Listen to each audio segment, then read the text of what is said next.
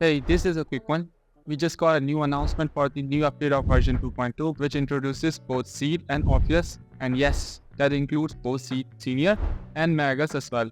With the title of this version being Do Not Go Gentle Into That Good Night. And the redemption code for this version is OVOL Squad. Don't forget to use it before it expires. In this new update, both of them are going to be attack agents, with Seed being an electric attacker with her W engine being Cordis Germina, and Orpheus being a fire attacker with her W engine being Bellicose Blaze. Both of them playing as a role of a supportive attacker alongside the main attacker with support attacker plus main attacker type combo. Now let's quickly introduce both of them, with Seed and Trigger coming in the first phase of the update and Orpheus and Evelyn Chevalier in the second phase of the update. I highly recommend getting Trigger's W engine Spectral Gaze if you have her, but don't have her W engine, which provides defense shared buffs, which makes it an outstanding W engine to pick up. But if you don't want that, going for Evelyn's engine Hearthstone Nocturne is still a solid choice, being the best attack-oriented statistic that you can use, which will work with almost all of the attackers in the game. Now let's talk about Seed.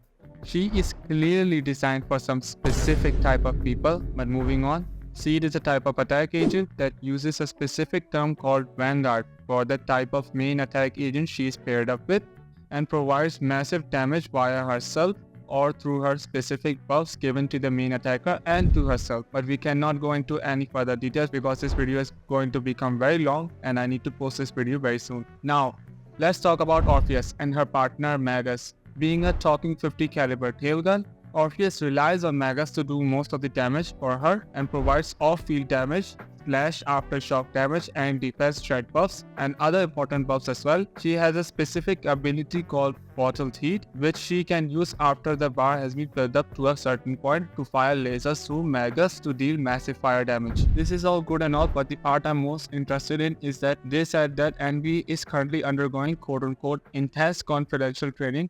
In addition, as an exemplary soldier, Ambi is currently undergoing intense confidential training.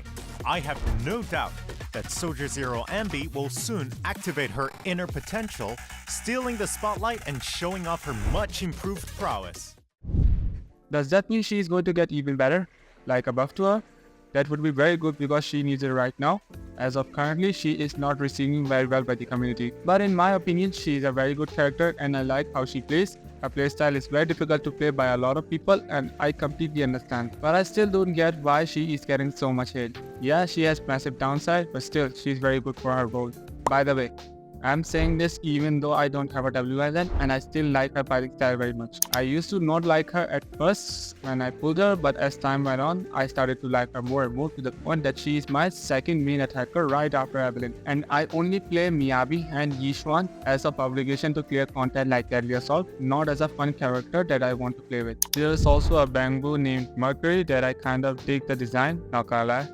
He uses a ball-like tank to destroy its enemies, and there is another bamboo named Excalibur, which will try and use the sacred sword to slash and destroy its enemies as well, which we can obtain through the events. Speaking of events, let's talk about the upcoming event. First up is the login event, which we can get 10 encrypted master tapes and 10 Wukong. And there is an event which is very similar to Arc Knight but in bamboo style, which will give the A-Red bamboo named Excalibur and Polygon. And there is a combat style event named Problem Soldier Bootcamp, which introduces a new mechanic called knockback, which you can use to knock back enemies into the outer ring to do massive amounts of damage. And there is another event named Spotlight Showdown. It has a stage type of system which increases the difficulty of the enemy at every stage, and in the end of the stage you can only use a specific agent to deal with the enemies. And there is another event named Rhythm Rave, which happens to be in Reverb Arena area.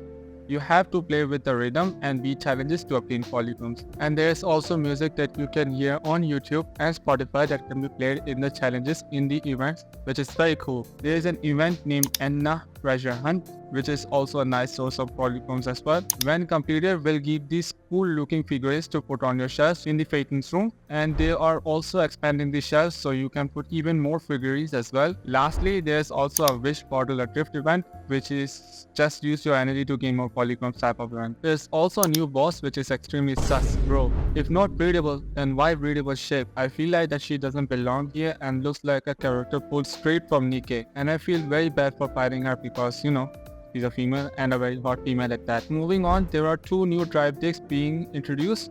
The second is Moonlight Lullaby. I haven't given them that much thought, but you can check out for yourself. I'll research it later when I have time. There is also a 2x booster on both routine cleanup and combat simulation rewards as well. There is also a very good amount of quality of life improvements in swimming and temple management. But one very notable improvement is that we no longer get notified on undeployed adventures, and out of stock notification will no longer bother us. There is also multiple general quality of life improvements for locating agents, both in map navigation and area selection screen.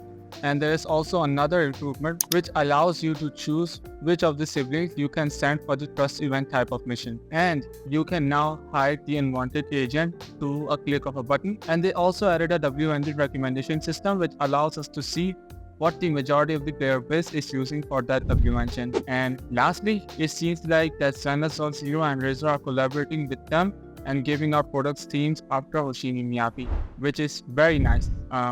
This just came in. We have drip marketing for both Lucia and Manato. Lucia being an S-Rite character who got a complete redesign and is no longer part of the Sons of Caledon, but now she is a part of the Spookshark faction and serves as an Ether support character. Manato is an A-Rite character that you can get. Sadly, he's not an S-Rite character like we anticipated, but we can easily obtain him and upgrade him to his M6, so that's nice, I guess. This is all the content we are getting in this new update. In summary, we are getting Seed, an S-rank electric attacker, and Trigger, being an S-rank electric hybrid type stunner that we are getting in the first phase of the update. And we are getting Orpheus and Evelyn in the second phase of the update, along with a bunch of quality of life improvements. For example, that annoying reminder of undeployed adventures and out of stock notification is gone, thank goodness, and a bunch of events which serves as a reason to farm as much polychrome as you can going forward, so you can guarantee those characters that you are pulling for. Well, making this video and getting it out on time is a huge challenge for me, but I like making these type of videos for you guys. And oh, don't forget to subscribe to this small channel, and I'll see you in the next video. Bye bye.